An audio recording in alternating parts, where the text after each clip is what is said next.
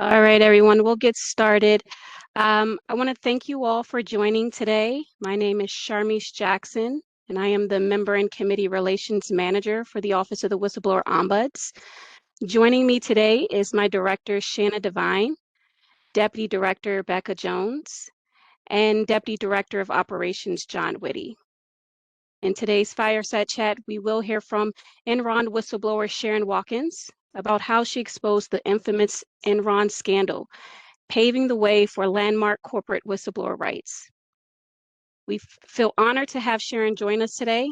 I'll now pass it off to Becca for introductory remarks about our office. Yeah, thanks so much, Sharmise, and good afternoon, everybody. As Sharmise shared, we are with the Office of the Whistleblower Ombuds. We're an independent and nonpartisan support office here in the House. So our role is really to coach House offices and committees on your best practices for working with whistleblower constituents and oversight sources. So just for some quick context on this topic, we explain that whistleblowers are individuals who disclose some kind of evidence of wrongdoing that's a matter of public concern. So you can think of this as something like gross waste of taxpayer dollars, right? Or it could be corporate fraud, as our guest is going to talk about, or dangers to public health and safety, just to name a few. Now, whistleblower constituents and sources commonly reach out to Congress to expose misconduct and to get support. And congressional oversight really relies on their disclosures to uncover and root out that waste, fraud, and abuse as early as possible. But we also want to acknowledge that it can be difficult for offices to identify and triage these cases as they come into your offices, because no two are going to be exactly the same. Not everybody calls themselves a whistleblower, for example. So that's really why our office was established. We're here to institutionalize safe, effective, and consistent practices for the House's work with whistleblowers. So how do we do that? Well, in addition to offering events like this, we offer a number of on-demand as well as live trainings that you can take through the Congressional Staff Academy. And we also offer private trainings for offices on request. Second, we help offices set up their whistleblower intake and case management policies. And we've got several related templates to support you through that process. Third, we offer confidential case consultations to members and staff where we can provide you with customized guidance about any whistleblower cases you might be already handling.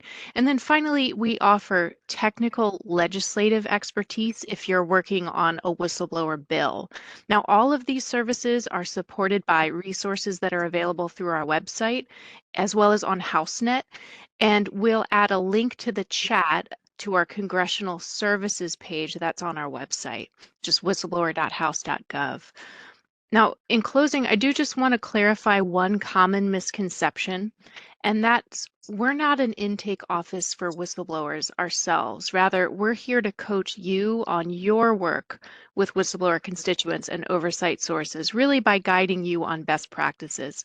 So please do reach out if you've got questions about this work or if you'd just like more information on our services and resources. So with that, I'm going to hand it over to our director, Shanna Devine, to introduce today's speaker. Thank you so much, Becca. Now, it is an absolute privilege to have with us Sherron Watkins, known as the Enron whistleblower. Sherron is the former vice president of the Enron Corporation. Now, in 2001, she had alerted then Chairman Ken Lay to accounting fraud within the company, at the time warning that Enron, quote, might implode in a wave of accounting scandals, which indeed is what happened. Now, Sherron went on to testify before 11 congressional committees, both in the House and the Senate, investigating Enron's demise. And ultimately, Enron's top executives were charged with felonies. Now, Sherron received national acclaim for her courageous actions, and Time magazine named her, along with two others, Colleen Raleigh of the FBI and Cynthia Cooper of WorldCom, as their 2002 Persons of the Year, calling it the year of the whistleblower. Now, Sherron's disclosures ultimately paved the way for near unanimous passage of the Sarbanes-Oxley Act, SOX, and this is a statute that protects employees of publicly traded companies. And then later reforms were included in the Dodd-Frank Act. Now, Sherron, I just want to acknowledge you've witnessed firsthand the cost of erosion in values. Your journey through Enron and that crisis has inspired countless others to challenge misconduct. And over the past 20 plus years, you've served as a mentor to so many whistleblowers and potential whistleblowers. But as you described in some advanced discussions, at the time you felt like your warnings initially were like Titanic in that you were letting the captain know it had hit an iceberg. But instead of manning the lifeboats, he actually blew a bigger hole in the ship. Can you go ahead and just share your experience a bit further, and then we will open it up to the audience for questions. Sure. Thank you, Shanna. That's a wonderful detailed introduction of my plight in 2001. But just to set the groundwork a little bit, Enron at the time in the 90s was really the place to work in Houston, Texas.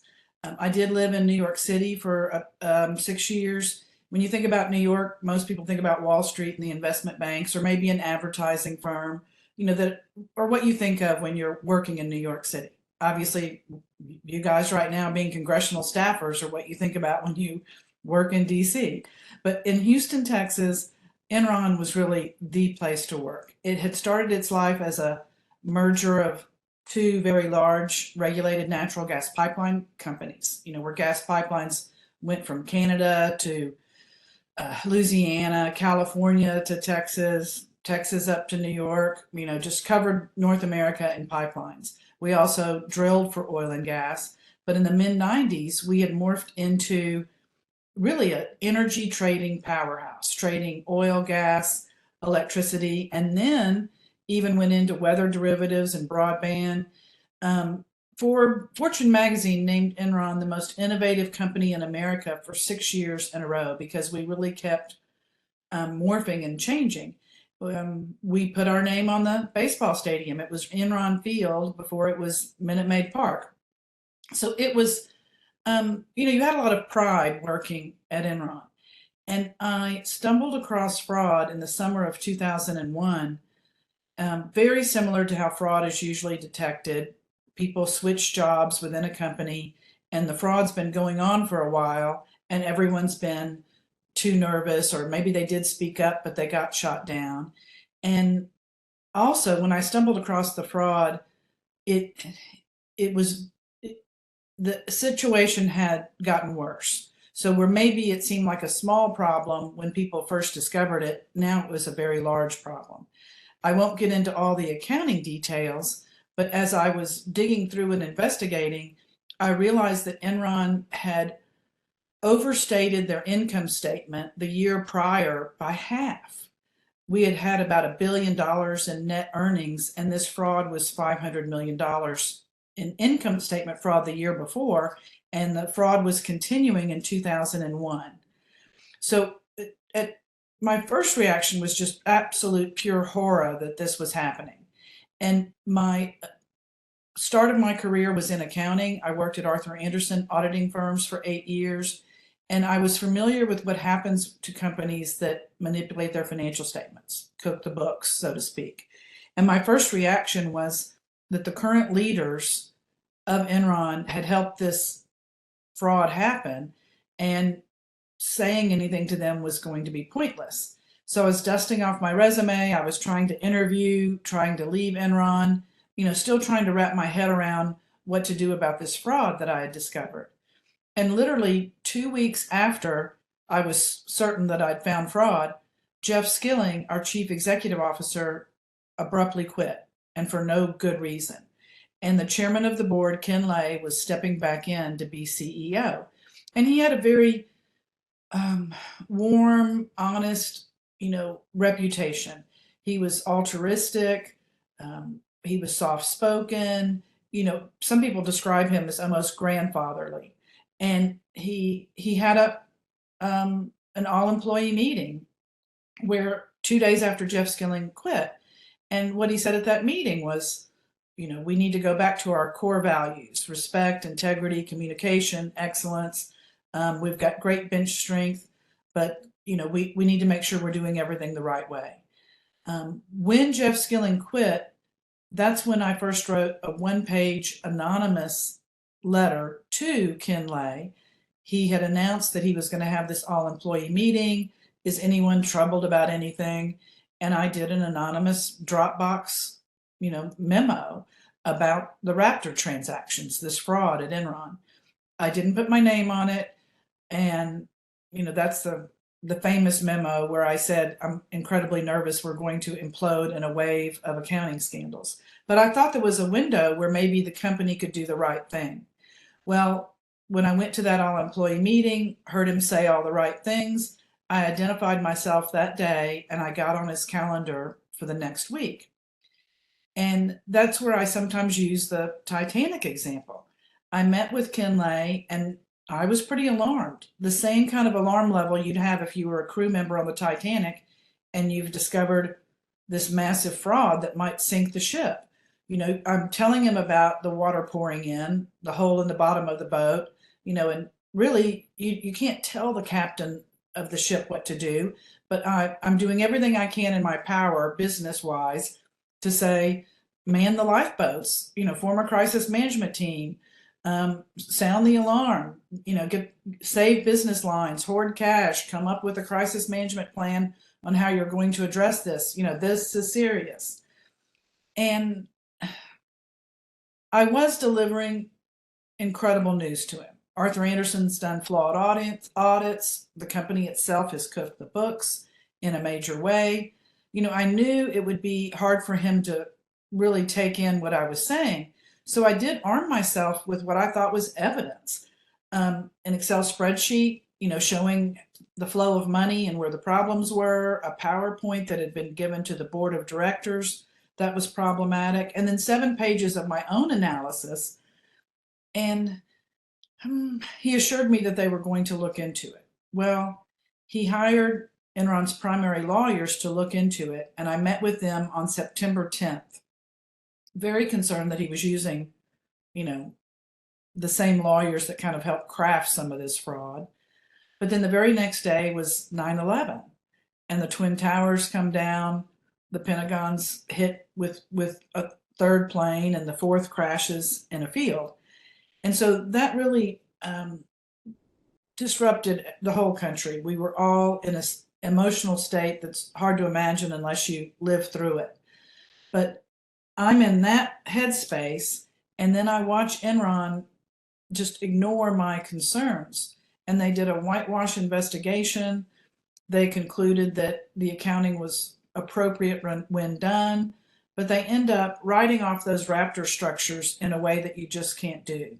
They announced in mid-October that we've closed our books for the third quarter ending September 30th, and all is rosy, all is good. But by the way, we're unwinding a previously disclosed related party transaction. It lowers shareholders' equity by $1 billion and lowers income by $700 million. And it's in accounting, you can't do that. It is like robbing the bank. And when you get caught, you're just giving the money back. Like, I haven't used any of it. Here it is. No harm, no foul. That doesn't work. You get arrested for robbing the bank. In accounting, when you've manipulated financial statements, you have to restate prior financial statements. You can't write it off as some gobbledygook, non-recurring, below the line item, write-off. After that announcement was made, the Wall Street Journal hit Enron with 3 front-page expose articles, and by the end of the week, the SEC had started an informal investigation into Enron. This was all mid-October, and the company continued to do the wildest behavior, holding investor calls and not really taking questions. The company's stock price was trading at about $35 a share mid-October, and by the end of November it was at 9 cents, and December 2nd they declared bankruptcy. So it was like being on the Titanic, and the captain never did the right thing and the ship sank. For me, I was always trying to get the company to do the right thing, And I will tell you that, I contemplated, is there someone at the SEC I can talk to? Should I talk to the Wall Street Journal reporters? Should there be, is there a congressperson I can call? It was major news, and there were reporters outside of Enron all through the month of December. And after the bankruptcy, the very next day, 5,000 employees were laid off 3 weeks before Christmas with nothing. No severance pay, no medical insurance, just, hey, last Friday was your last paycheck, go clear out your desk and go home. And in the middle of all that, there was a whistleblower, and I think she did call a congressperson about it. She was actually reporting a secondary problem that she had observed. And I watched her get really beaten down by Enron. So even though Enron had declared bankruptcy, it was still a large bankruptcy estate. It was still, operating as Enron and the bankruptcy estate with money, with power.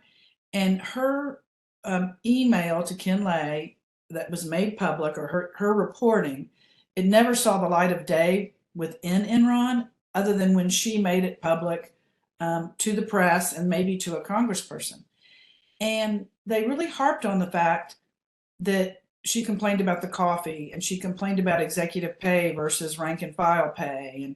And in the middle of this couple pages was the real fraud that she had found, but she had put all her grievances in the memo. And the stuff that's really not that important was used against her to paint her as a crazy person that was a disgruntled employee. So it was horrifying to watch what was happening to the people that were coming forward.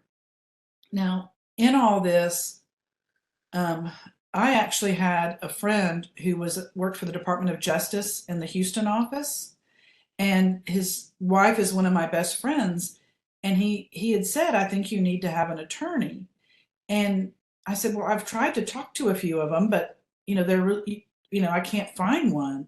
And so his wife said, well, help her find one, find someone that would be good for her. And so he had found an attorney for me that was telling me, don't talk to the press, keep your head down. This is actually a big deal, and we don't know what's going to happen next.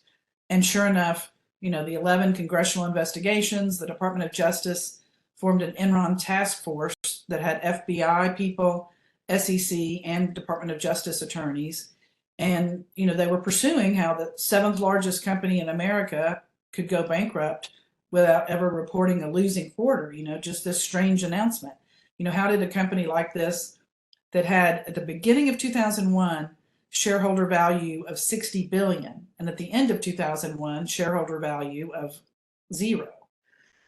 They were trying to figure out how this could happen, and really trying to protect the citizens of America that invest in the stock market. And even if you aren't investing in the stock market, if you're a teacher, a policeman, a fireman, your pensions are invested in the stock market. So almost every working American, pardon me, is impacted by what happens in the stock market, because your teacher pensions are in the stock market.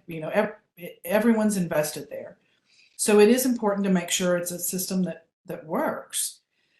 Well, in January, one of the, I believe it was the House Energy and Commerce Committee, found my memos to Ken Lay in a box of subpoenaed documents and released my name and my memos to the press.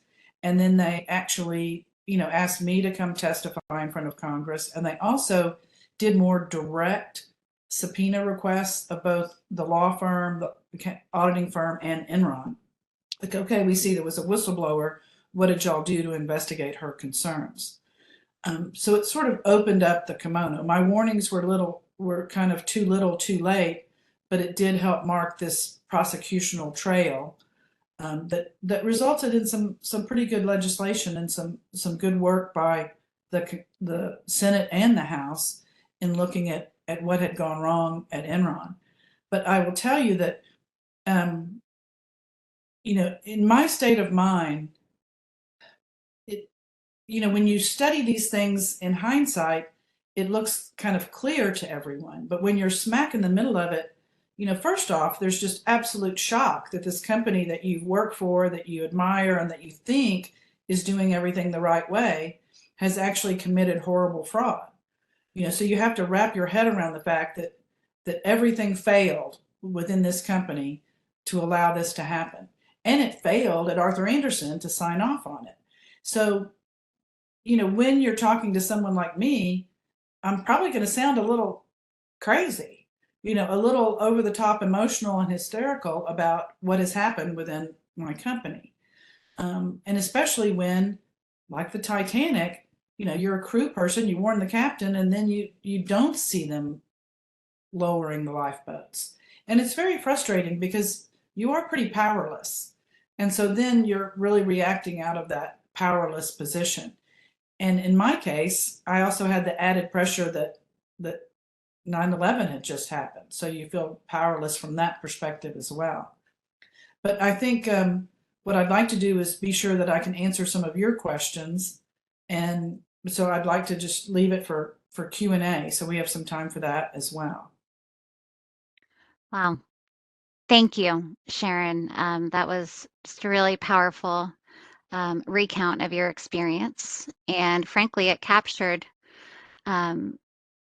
unfortunately, it captured so often the whistleblower experience, right? I mean, I'll just acknowledge at first you went through the mindset of feeling it was futile to raise what your concerns were because you didn't know if they'd be taken seriously. And there was a lot at stake. But then there was new leadership and you had some confidence. So you did raise those concerns internally, which is so often the experience of a whistleblower. They first raise these concerns within the chain of command because leadership needs to know what's going on. You were wise to back up kind of some of the evidence so that you could back what you were saying and to share that with leadership. But then you watched Enron conduct a sham investigation into what had taken place. And, throughout that time, you started contemplating different avenues, including potentially Congress, to report your concerns because you did want to have an impact. And unfortunately, you had to witness what happened to another pioneer whistleblower as she experienced the whistleblower treatment. Rather than the company taking seriously her concerns, they essentially opened a retaliatory investigation, tried to smear her name and distract from her disclosures by focusing on the petty stuff to question her credibility. But throughout all of this, you had one of the greatest impacts that whistleblowers can have, which is partnering effectively with Congress to pave the way for the necessary oversight and accountability that led to significant whistleblower reforms to prevent these disasters from repeating themselves. So with that, we want to thank you. We're going to pause now, stop the recording, and begin the Q&A.